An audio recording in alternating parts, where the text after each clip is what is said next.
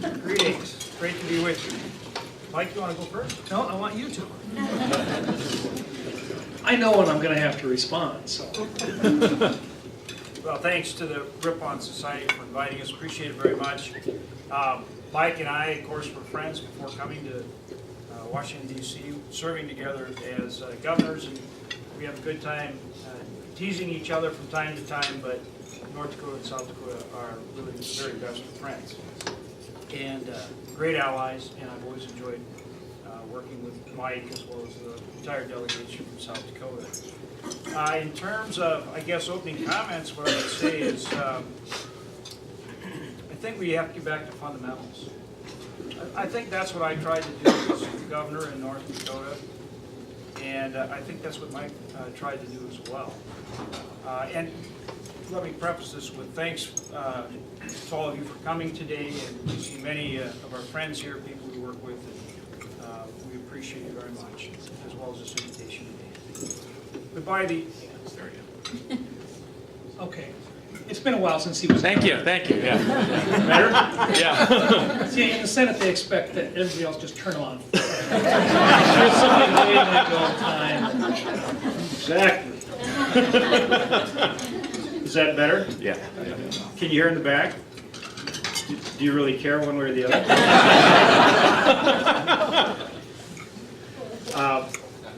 By the fundamentals, I mean, you know, we have to reduce the regulatory burden. We have to reform the tax code, make it simpler, fairer. Revenue comes from economic growth, not higher taxes. We have to implement a territorial system so that we get revenues that are overseas to come back to help grow our economy, create jobs, get companies investing and growing, get our economy growing. And we have to do more to address our debt and deficit, balance the budget, make sure that we reduce this deficit and reduce the debt, get our fiscal house in order. And we need to strongly support our military. Americans need to feel safer at home and abroad. And that's what I mean by the fundamentals. And that's what we're working on mightily to do in the Senate, and why it's so important that we keep the Republican Senate, the Republican House, and that we have a Republican president that will work with us to do those things. And I think that really is about empowering people, entrepreneurs, and small businesses across this country to do the things that have made America the greatest economic powerhouse in the history of the world. Everybody came to America to do business. This was the place to do business. And we've made it so hard to do business that we can't get our economy growing. And there isn't one sector of the economy or representatives from any sector in this economy that don't come in and see me and see Mike and say, man, this regulatory burden is just crushing us. And Mike will probably talk about the REINS Act and some other legislation that he's leading on to reduce that regulatory burden. But that really is what it's all about. And I think if you go back and look at my track record in North Dakota, from 2000 to 2010, and you look at Mike's track record, really that's what we did. I mean, I worked very hard. I'd never been in office before getting elected governor in North Dakota. I was a businessman then, and I still am. And that's what I brought, is that business focus with just this basic belief that if we could grow the economy, create more jobs, that's a rising tide that lifts all boats. And then people would be working, instead of losing population, we'd gain population. People would have a higher standard of living, they'd have opportunity, and we'd not only be able to lower taxes because of our growing economy and bigger revenue base, but we'd still have the revenues to put into the things that people want, like infrastructure and education, and at the national level, a strong national defense, but at the state level, health care and some of these other things that states play a leading role in. So I think that's the approach we have to take. That's the approach that we're trying to take. It may not be as exciting as some other things that people like to get out and talk about on the stump, but I think it is what works. And that's what we're working very hard to do. With that, Governor, I'll turn it over to you. Thank you. John's right. Number one, What was that? Let me say that again. John's right. I'm not talking football, I'm not talking basketball yet. They've lost their all-star quarterback, so it's going to be safe now to make some bets for them again. We think our quarterback might be the first quarterback picked in the draft this year, Carson Wentz. He was sure a thorn in our side, I know that. Look, number one, we're both part of the governor's caucus, which some people would just simply say is, a recovering governor's crew. Mitch McConnell still reminds us that if you ask a governor whether they like being governor or a senator and they tell you senator, they'll lie about other things as well. And it's true, working as a governor truly is the greatest job in the world because you can walk on in, you can look at something, you can put together the plan, you can get things done. It's different than working as a United States Senator up here because the Founding Fathers clearly did not want us to get a lot of things done. They wanted us to slow things down, and the system is built that way, but they made a mistake.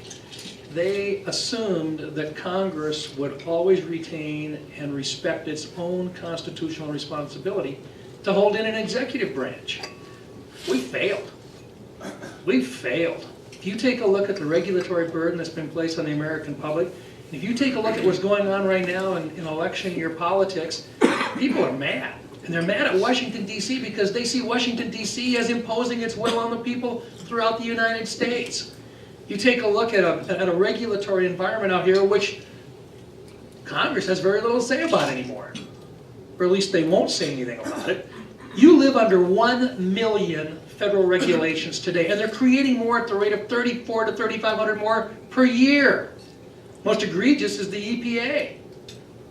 Think about what they've done. Just the EPA alone, the cost of complying with EPA regulations averages over the last 10 years $42 billion a year. The total cost of regulatory compliance in the United States today, put it in perspective. You know how much you pay in personal income taxes? You pay $1.4 trillion in personal income taxes. The cost of compliance with federal regulations today in America is over $1.9 trillion. That's not sustainable. So John's right. Let's say that again. John's right in terms of what the goals should be here. Think about what our country should look like in the year 2026. That's 10 years from now. Okay? Let's put together some goals. Let's act like a business for just a second.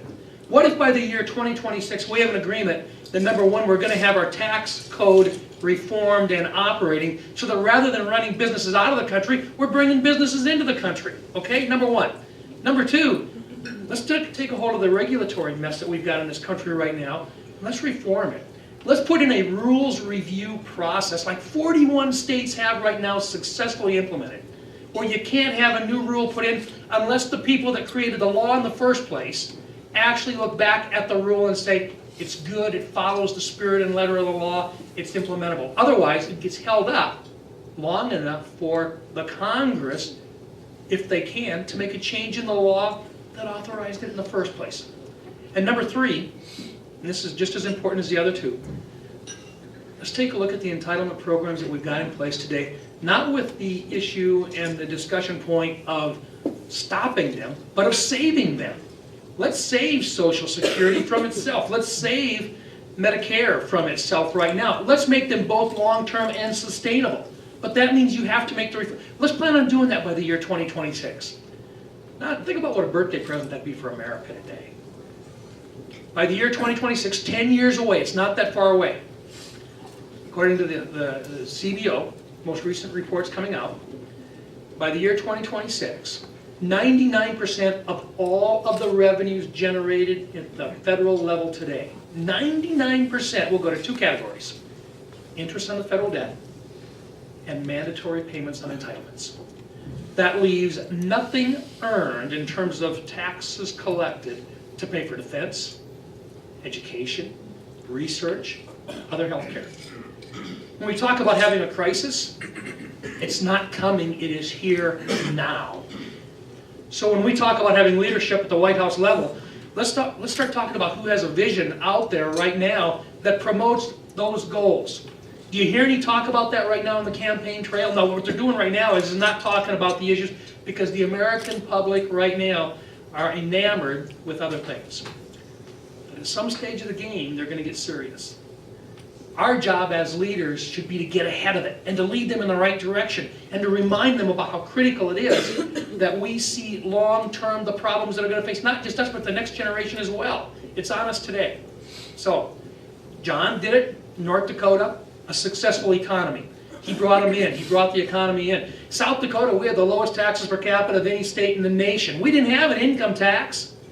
We had a sales tax. That's what we lived on. If we can do that at the state level, just by using good old South Dakota common sense and North Dakota common sense, there's a little bit of it up there. Think about what would happen if we refocused that at the federal level today. That's what we're after, and that's one of the reasons why working as a senator, for those of us that have come from working as a governor, can be frustrating. Fair enough? Right on. You agree? I was right? You were right. Okay. I needed that. Thank you. Anyway, we've both talked long enough. All right, thank you.